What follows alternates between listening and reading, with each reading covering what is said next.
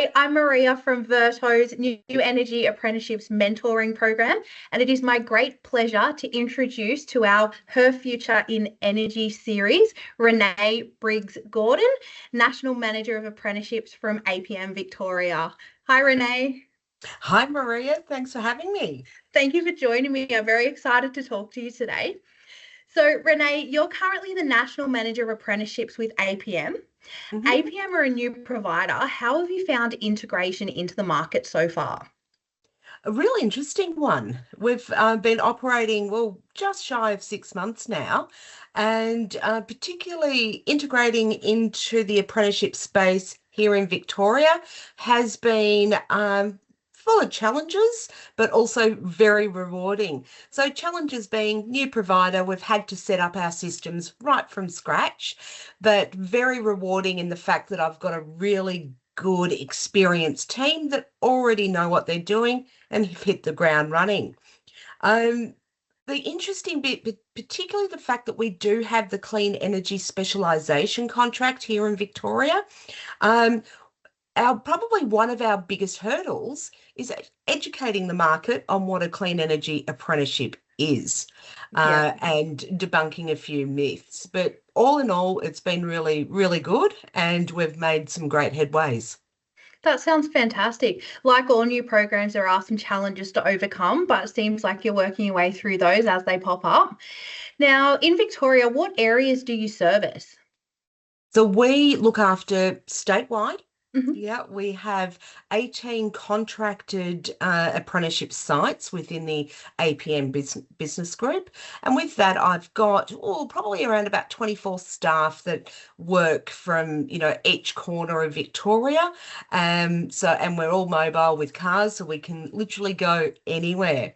As far as our actual contract servicing goes, we offer generalist services, and as I mentioned, the clean energy specialisation, and we also focus on women in male-dominated trades too. So we've got some really good contracts and can, as I said, look after statewide. Yeah, fantastic. So, in June, the Department of Employment and Workplace Relations redefined the eligibility in clean energy around meaningful exposure. What have you seen with the uptake in new energy apprenticeships in your region? And has that helped tie in with some of the challenges that you've been navigating through as well? Absolutely, it has. That redefining from being a very focused clean energy, they had to be working in solar, they had to be working, on a wind farm, etc. And it's really changed in the terms that meaningful exposure has opened up so many other opportunities for apprentices and indeed employers that, dabbled and have that sort of vision of working more and more in that space, but haven't been able to do so.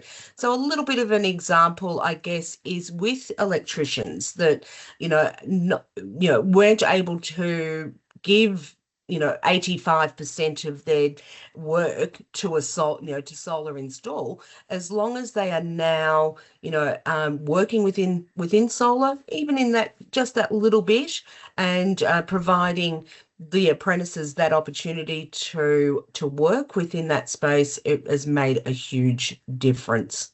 Yeah, Yeah, that's fantastic. And yeah. it's really good to see those eligibility changes because it means a lot more local companies can become prepared to move into the clean energy space as all of these new projects hit the construction phase as well. What are some of the major projects being undertaken towards net zero in Victoria? There's quite a lot, yeah. So we've got projects that are already up and running within solar, wind, batteries, etc. There are new projects all the time in the pipeline. Mhm. There's ones under construction at the moment. So there's a really great website that people can go to, which is essentially renewable energy projects. Hmm. And there's a section on Victoria where people can actually have a look. They give you a really good map that you can interact with and actually have a look at all the projects that are going on to get us to that net zero space. So I was quite shocked when I went, oh, look at that. It's an absolute colourful map of Victoria Mm. with all the different things that are going on. So if you're in a windy regional centre of Victoria, you can probably expect a wind farm coming up soon. And equally, if you get a lot of sun, there's probably going to be a solar farm somewhere happening as well. Yeah. Yeah, that's really good information to know. We might share a link for that website at the end of this recording so people in Victoria and across the country can have a look at those Yeah. upcoming and existing projects as well. Support to apprentices and employers is a major focus of this contract. Can you share some of the unique ways APM support apprentices and employers?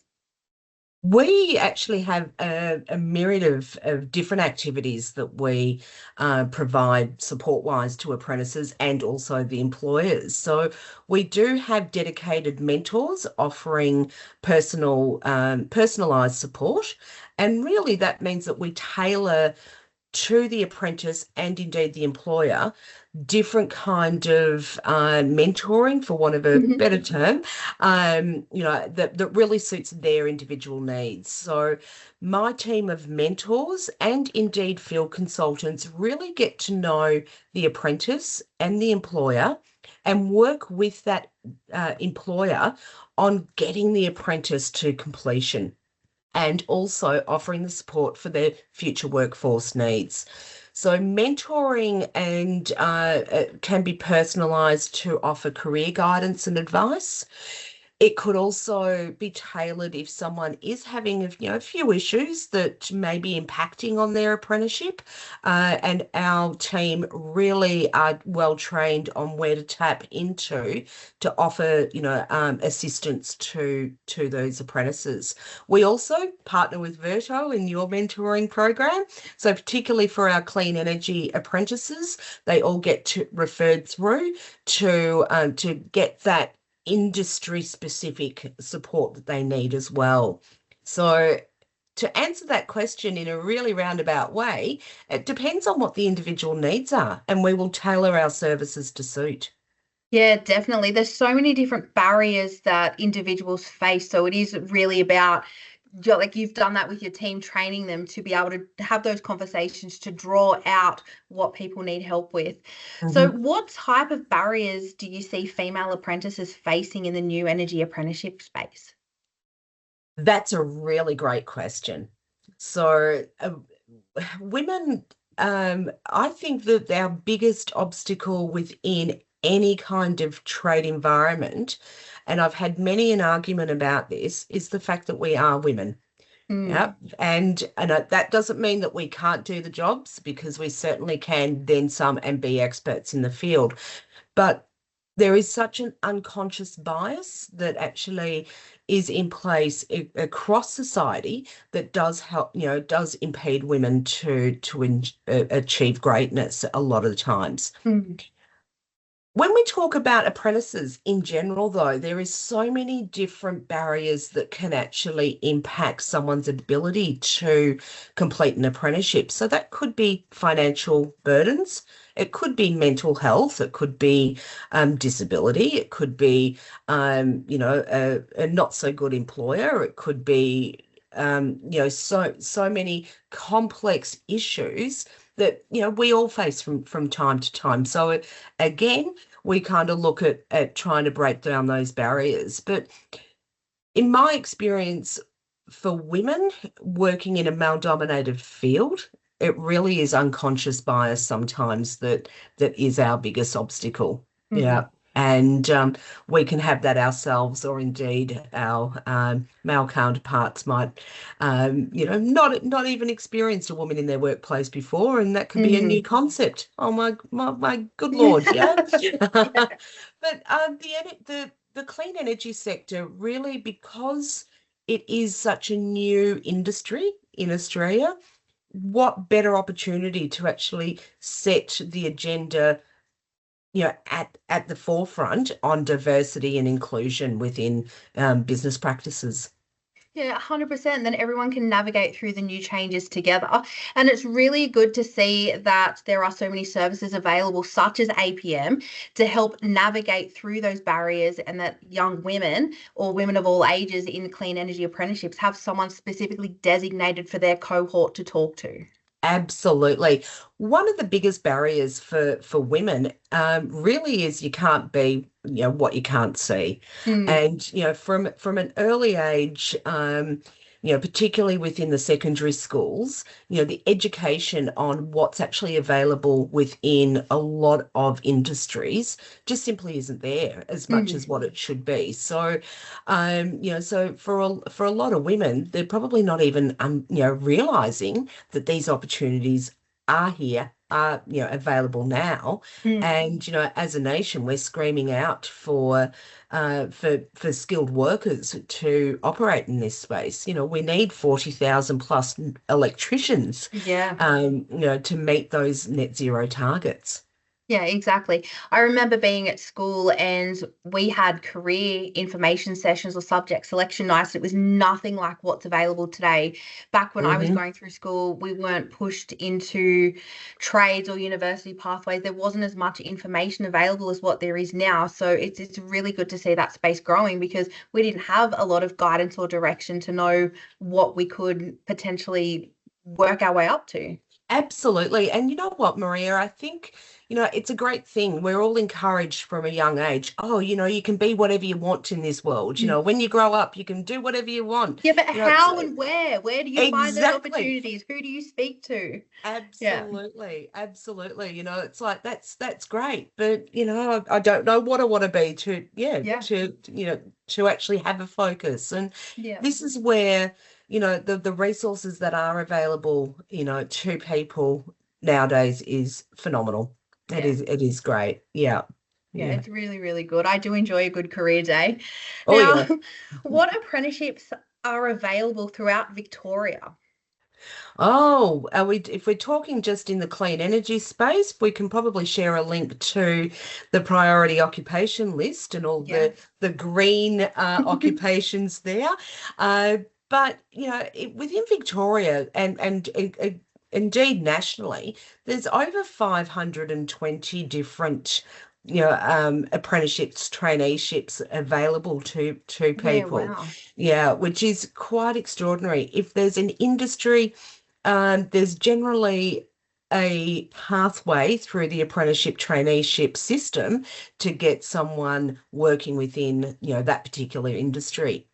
Uh, Within Victoria, and if we're talking clean energy, to name a few, I mentioned electricians, but plumbing, there's also automotive mechanics. We're working towards EV, electric vehicles. Yeah, welders, funny enough, are considered a clean energy occupation. Mm. If they're working on infrastructure and projects towards clean energy. Um, yeah, there is such a myriad of different opportunities available. And they are all sort of skills in demand, which is great as well. So again, popping that list in the priority occupations will clear all of that. There's too many for me to remember. Yeah, you and me both.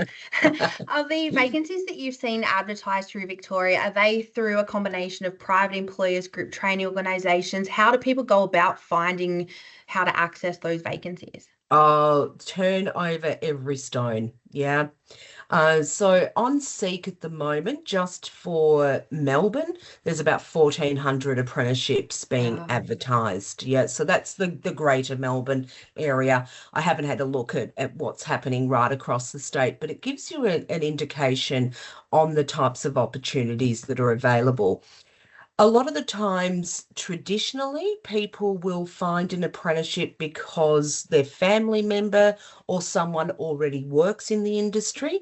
That is a great way of finding an opportunity.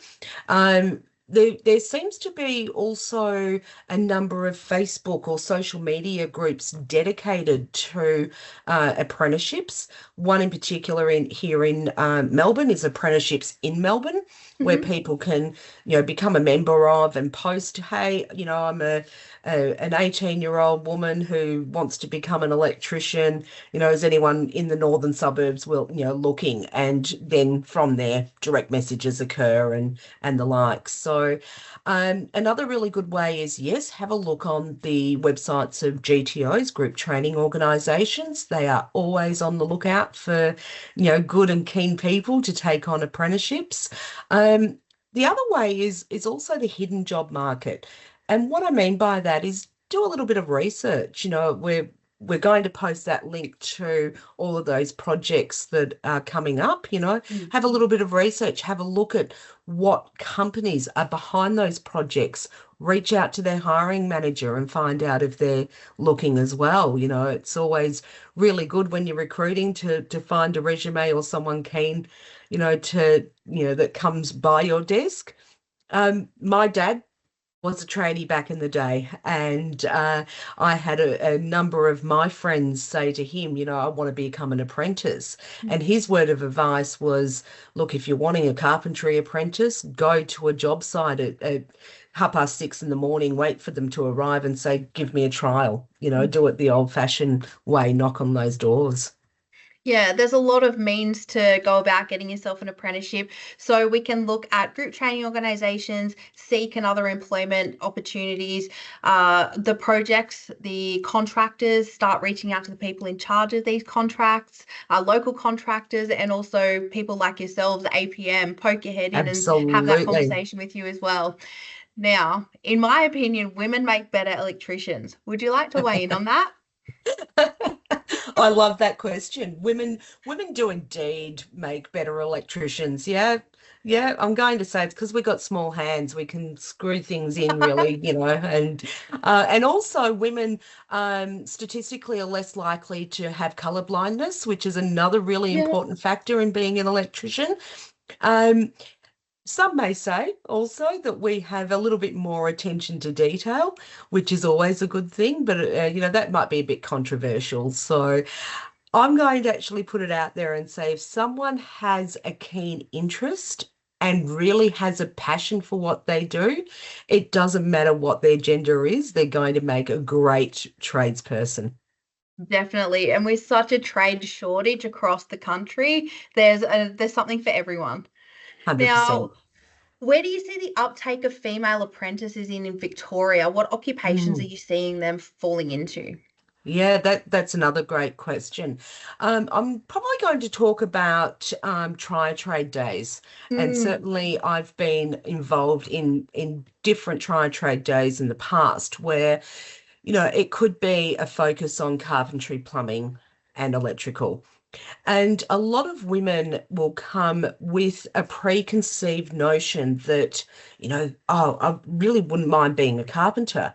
And by the time they've gone through the actual trying the different trades, they come out the other end going, actually, no, I wouldn't mind being an electrician, or a plumber. Yeah.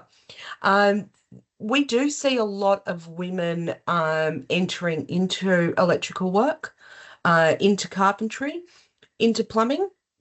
Funny enough, our motor mechanics probably have the highest number of women that enter into that particular occupation. But the opportunities out there for women to undertake trades is extraordinary, and again, my advice to any woman who's thinking, or, I wouldn't mind being a tradesperson. I'm well suited to working with my hands or working outdoors. Have a look at what local, those sort of employment programs are happening, those trade days, the job fairs, and go and give it a go. yeah, definitely. And I guess making the most of any work experience opportunities too. Try and line that up Absolutely. with what you think you want to do. Give it a go Absolutely. and see if you actually do want to head down that career path. 100%. So, what is the most rewarding part of your role? There is so many rewarding parts of my role. And, and it really starts from, working with someone to uncover their passion, and get that, be the catalyst for them to find an employer, taking them on that journey of, apprenticeship sign up, and watching their progression throughout the apprenticeship through to completion. Another rewarding part of my role is also watching my team achieve and find new elements of the apprenticeship and traineeship space. So, when we spoke earlier about, the changes to the clean energy apprenticeship occupations, and as much as we are experts in apprenticeships, I love the fact that there's always something new that we learn as well. It also really, I really enjoy finding out about new industries and, driving to a workplace, and it might be a warehouse or a factory, and not understanding the first thing about manufacturing, and walking in and going, oh, well, so that's how they make these. And oh, this work that you're doing is actually going to be supplying clean energy, or, the solar panels that are going on behind you, the glass manufacturer to go on the solar panels. And, so there's so many rewards to my role. Yeah, I love it. It sounds incredibly rewarding. What is the most challenging part of your role? Oh, I'm actually probably going to talk about that unconscious bias part. Hmm. Yeah, that is a challenge. So you may have an employer who, with all good intentions, wants to bring diversity within to their workplace. And they do that, that's great, but the workplace maybe, or their work culture is not quite geared up for having a diverse workforce yet. Yeah. So it can be a little bit challenging to, you know, discreetly but Mm. professionally explain, the subtle differences, or, what they're going to need to do to Mm. make sure that they have inclusivity within the workplace. And it could Mm. be as simple as just explaining, yeah, you probably need a female toilet on site here. Mm. Hmm. Yeah. So that can be a little bit challenging at Mm. times, but again, challenges, it's rewarded when everything align. Yeah, definitely. And I guess Mm, another challenge that fits into that, having a separate female bathroom, and a lot of feedback that I've received to date is sanitary bins and how you can have access to personal feminine hygiene when you're out on site absolutely. in the middle of a job site. So that can be a really difficult barrier to navigate as well. And some Absolutely. employers aren't quite sure how to navigate that space either. No, exactly right. Absolutely. So while we're talking as a challenge, it certainly isn't, it's not a negative challenge, because it No. is just an education piece again. Yeah. I've got my team, which are a gender mix. And our challenge is that we're in the car all day Mm. running around, so we get to know where all of the public toilets are, and the Yes. McDonald's Yeah. restrooms, and all of that sort of stuff, if we're talking of that nature. But another challenge is also, again, I don't want to sound like I'm picking on the employers, but I'll have an employer come to us looking for apprentices, Mm. and we talk about, okay, what type of apprentice would you like? And I might say to an employer, I've got a really great female here that's looking for an apprenticeship, and they'll say to me, yeah, give me a woman, they'll work harder. Yeah, no, it's not about that. Yeah. No. So again, the challenge is probably education, but it is just education across the board. The employers are all for having a more diverse workforce. So they do want to encourage women to join their businesses. So I have seen a couple that have put welcome packs together Yeah. for their female apprentices coming on board, and they have things like cups and your specific underwear and personal hygiene to actually help Mhm. them in the field and to encourage them to stay with that employer. So once people are educated, they're all for it. Oh, 100%. And, Mm. diversity within the workplace, particularly I've had employers say to me that they never, you know, they've actually had an increase in efficiency, because having different people from different backgrounds coming into the workplace Mm. and challenging, how things are done, can really, make incredible benefits, and we've all heard, why are we doing it this way? It's like, oh, well, that's the way we've always done it. Well, okay, but if we actually moved the rubbish bin, to 20 meters further in, we're going to actually save on, Mhm. on time wastage of carting stuff across the site, so little things like that really does help. Yeah, working towards continuous improvement strategies. So, Absolutely. if you had a room full of aspiring female apprentices looking to go into a clean energy occupation or start their apprenticeship journey in the clean energy space, Mm. what is one piece of advice you would give them? Not to give up. And what I mean by that is, yes, we talk about skills shortages, we talk about, the need for 40 odd thousand more apprentices, yeah, but uh, give it a go. Keep knocking on those doors, because you will find an apprenticeship that suits your means. You will find an employer to suit your means, yeah. Also, probably one step, one piece of advice is also talk to your apprenticeship provider, so your Apprenticeship Connect Australia provider, because we are there, we are tasked with giving you the support you need to get to completion. So use us. This is what we're here for. So, how would someone get in contact with you and your team at APM to access those services and information available to them? Wonderful. They can give us a call. So it's 1300 276 221. Send us an email, apprenticeships@apm.net.au. Google as well, APM apprenticeships. We're there, and we've got a dedicated page to all things apprenticeships. But anyone can also look on the apprenticeships.gov.au website and find their local Apprenticeship Connect Australia provider listed, and get in contact and have a chat.